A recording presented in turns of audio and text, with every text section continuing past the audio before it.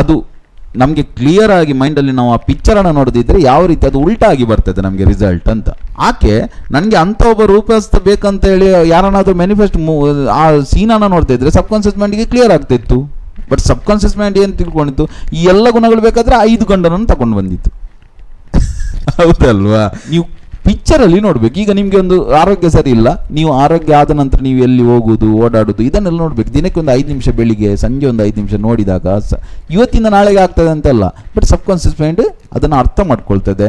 ಅದರೊಟ್ಟಿಗೆ ನೀವು ಜಪ ಮಾಡೋದು, ಆಧ್ಯಾತ್ಮಿಕ ಅನುಷ್ಠಾನಗಳನ್ನು ಮಾಡಿ ತಾಯಿಗೆ ಅರ್ಪಣೆ ಮಾಡ್ತಾ ಇದ್ದರೆ ನಿಮ್ಮ ಸಬ್ ಕಾನ್ಷಿಯಸ್ ಮೈಂಡ್ ಕೂಡ ಅದನ್ನು ತಗೊಳ್ತದೆ. ನಂತರ ಯಾವುದೇ ಕರ್ಮ ಮಾಡುವಾಗ ಇದು ನನಗೆ ಓಕೆಯಾ ಅಂತ ಕೇಳಿ ಓಕೆ ಆದರೆ ಮಾತ್ರ ಮಾಡಿ. ನಿಮ್ಮನ್ನು ಗಟ್ರಕ್ಕೆ ತಗೊಂಡು ಹೋಗುವಂಥ ಕರ್ಮಗಳನ್ನು ಯಾವತ್ತೂ ಕೂಡ ಮಾಡಬೇಡಿ. ಚಿಕ್ಕ ಮಗುವಿಗೆ ತುಂಬ ಇಷ್ಟ ಅಂತೇಳಿ ಮಾಂಸವನ್ನು ಬಾಯಿಗೆ ಇಡ್ತಾ ಇದ್ದಾಳೆ ತಾಯಿ.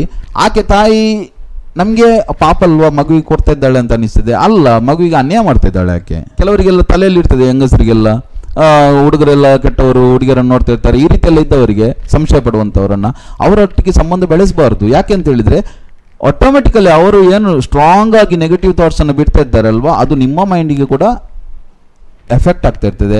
ಆಗ ನಿಮಗೆ ಕೂಡ ಅಂಥದ್ದು ಮಾಡುವ ಅಂತ ಅನಿಸ್ತದೆ. ಅಥವಾ ಕೆಲವರು ಯಾರಾದರೂ ಹೇಳ್ತಾ ಇದ್ರೆ ನಿಮಗೆ, ನನಗೆ ಯಾರು ನನ್ನ ಹತ್ತಿರ ಆಗ್ತಾರೆ ಅವ್ರು ನನಗೆ ಮೋಸ ಮಾಡೋದು, ನಾನು ಯಾರಿಗೆ ಹೆಲ್ಪ್ ಮಾಡ್ತೇನೆ ಅವ್ರು ನನಗೆ ಉಲ್ಟಾ ಮತ್ತು ಈ ರೀತಿ ಮಾತಾಡುವವರ ಹತ್ರ ಕೂಡ ರಿಲೇಷನ್ ಇಟ್ಕೊಳ್ಬೇಡಿ. ಯಾಕೆ ಅಂತ ಹೇಳಿದರೆ ಅವರ ಸ್ಟ್ರಾಂಗ್ ಪ್ರೊಸೆಸ್ ಥಾಟ್ ನಿಮ್ಮ ಮೂಲಕ ಕೂಡ ವರ್ಕ್ ಆಗ್ತದೆ, ನಿಮಗೆ ಕೂಡ ಅವರಿಗೆ ಮೋಸ ಮಾಡುವಂತ ಅನಿಸ್ತದೆ. ಸೊ ಯಾವುದನ್ನು ಕೂಡ ಎದುರಿನವರನ್ನು ನೀವು ಅವರ ಏನು ಕರ್ಮ ಕ್ರಿಯೇಟ್ ಮಾಡ್ತಾ ಇದ್ದಾರೆ ಅದಕ್ಕೆ ನೀವು ಕಾರಣ ಆಗಬಾರ್ದು. ಅದನ್ನೇ ಕೃಷ್ಣ ಹೇಳಿದ್ದು, ಕರ್ಮಣ್ಯೇವಾಧಿಕಾರಸ್ತೆ ಮಾ ಫಲೇಶು ಕದಾಚನ ಮಾ ಕರ್ಮಫಲ ಹೇತುರ್ಭೂರ್ಮ ತೇ ಸಂಗೋಸ್ತ ಕರ್ಮಣಿ. ಕರ್ಮಣ್ಯೇವಾಧಿಕಾರಸ್ತೆ, ಕರ್ಮ ಮಾಡೋದು ಮಾತ್ರ ನಿನ್ನ ಅಧಿಕಾರ. ಯಾಕೆಂತ ಹೇಳಿದರೆ ಭತ್ತವನ್ನು ಬೀಸಾಡೋದು ಮಾತ್ರ ಅಧಿಕಾರ, ಅದರಿಂದ ಬರುವುದು ನಾನು ಕೊಡುವಂಥದ್ದು. ಪ್ರಕೃತಿ ನಿಯಮಕ್ಕೆ ಅನುಸಾರವಾಗಿ ಅದು ಬರ್ತದೆ. ಕರ್ಮಣ್ಯೇವಾಧಿಕಾರಸ್ತೆ ಮಾ ಫಲೇಶು, ಫಲದ ಬಗ್ಗೆ ನೀನು ಚಿಂತೆ ಮಾಡಬೇಕಂತಿಲ್ಲ, ಅದು ಆಟೋಮೆಟಿಕಲ್ ಆಗಿ ಬರ್ತದೆ ಬೈ ಡಿಫಾಲ್ಟ್. ಮಾ ಕರ್ಮಫಲ ಹೇತುರ್ಭೂರ್ಮ, ನೀನು ಬೇರೆಯವರ ಕರ್ಮಫಲಕ್ಕೆ ಕಾರಣ ಕೂಡ ಆಗಬೇಡ.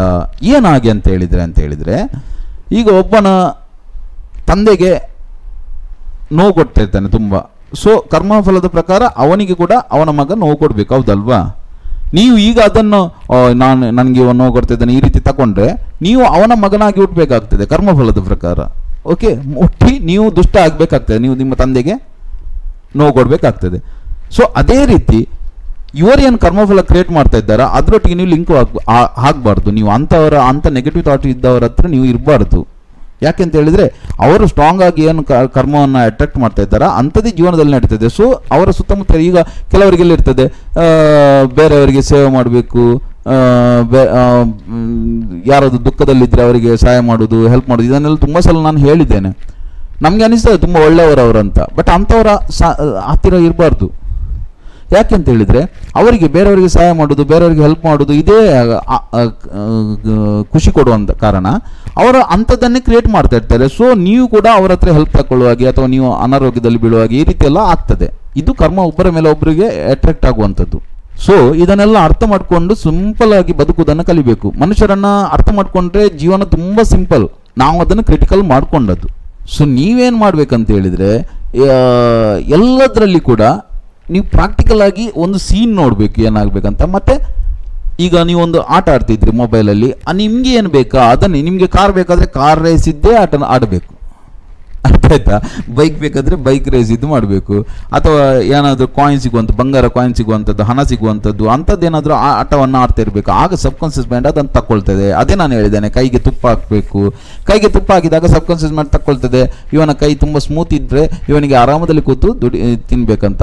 ಇಲ್ಲ ನಿಮ್ಮ ಮೈಂಡ್ ಸೆಟ್ ಈ ರೀತಿ ಇದ್ದರೆ ಕಷ್ಟಪಟ್ಟರೆ ನಿಮಗೆ ಆಗೋದು, ಕಷ್ಟಪಟ್ಟರೆ ನಮಗೆ ಕೈ ಕೆಸರಾದರೆ ಬಾಯಿ ಮೊಸರು, ಇಂಥದ್ದೆಲ್ಲ ನೀವು ತಳ್ಕೊಂಡಿದ್ರೆ ಜೀವನ ಇಡೀ ಕಷ್ಟಪಡ್ತಾ ಇರಬೇಕಾಗ್ತದೆ. ಅದರಲ್ಲಿ ಬರುವುದಿಲ್ಲ ಏನು ನಿಮಗೆ. ಯಾಕೆಂತೇಳಿ ನಿಮ್ಮ ಮೈಂಡ್ ಸೆಟ್ ಅದನ್ನು ಬ್ಲಾಕ್ ಮಾಡ್ತದೆ. ಯೂನಿವರ್ಸಿಟಿಯಲ್ಲಿ ಎಲ್ಲ ಇದೆ, ಇಷ್ಟೆಲ್ಲ ಬ್ರಹ್ಮಾಂಡ ಉತ್ಪತ್ತಿ ಆದದ್ದು, ಯಾವುದರಲ್ಲಿ ಕೂಡ ಪ್ರಾಬ್ಲಮ್ ಇಲ್ಲ, ಎಲ್ಲ ತನ್ನಷ್ಟಕ್ಕೆ ಆದದ್ದು, ಹೌದಲ್ವಾ? ಈಗ ಹೇಳ್ತಾರೆ ನೀವು ಇಲ್ಲ ದೇವರು ಮಾಡಿದಂತ ಎಲ್ಲಿ ಕೂಡ ಇಲ್ಲ. ವೇದಗಳಲ್ಲಿ ಉಪನಿಷತ್ತಲ್ಲಿ ಅದನ್ನು ಅಷ್ಟು ಅದ್ಭುತವಾಗಿ ವರ್ಣನೆ ಮಾಡಿದ್ದಾರೆ ಹೇಗೆ ಆಯ್ತಂತ. ತದಾತ್ಮಾನಗಂ ಆಕಾಶ ಸಂಭೂತ ಆಕಾಶದ್ವಾಯು ವಾಯೋರಗ್ನಿ ಆಗ್ನೇಯರಾಪ ಆದ್ಯ ಪೃಥಿವ್ಯ ಔಷಧಿಭ್ಯೋ ಅನ್ನಂ ಅನ್ನಾತ್ ಪುರುಷ, ಈ ರೀತಿಯೆಲ್ಲ ಸೃಷ್ಟಿ ಹೇಗೆ ಉತ್ಪತ್ತಿ ಆಯಿತು.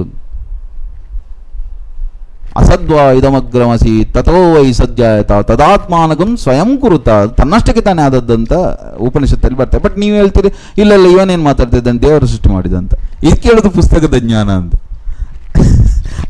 ಅನುಭವ ಆದಾಗ ನಿಮ್ಗೆ ಇದೆಲ್ಲ ಅರ್ಥ ಆಗ್ತಾ ಹೋಗ್ತದೆ. ಏನು ಹೇಳಿದ್ದಾರೆ, ವಿಜ್ಞಾನವನ್ನೇ ಅಧ್ಯಾತ್ಮದಲ್ಲಿ ಹೇಳಿದ್ದು. ಖುಷಿಯಲ್ಲಿ ಸಿಂಪಲ್ ಆಗಿ ನಿಮಗೆ ಯಾರಿಗೂ ಉಪದ್ರ ಮಾಡದೆ, ನಿಮ್ಮಿಂದ ಯಾರಿಗೂ ತೊಂದರೆ ಇಲ್ಲದೆ, ಯಾರಿಗೂ ಅನ್ಯಾಯ ಇಲ್ಲದೆ ಇದನ್ನು ಮಾಡಿದರೆ ಆಟೋಮೆಟಿಕಲಿ ನೀವು ಏನು ತಿಳ್ಕೊಂಡಿರ್ತೀರಿ, ಮೀನಿಗೆ ಫುಡ್ ಹಾಕೋದು, ಅಕ್ವೇರಿಯಂ ಇಟ್ಟು ಫುಡ್ ಹಾಕ್ತೀರಿ, ಯಾರೋ ಜ್ಯೋತಿಷ್ ಹೇಳಿದಂತ. ಮನೆಯಲ್ಲಿ ಮೀನು ಫ್ರೈ ಮಾಡ್ತೀರಿ.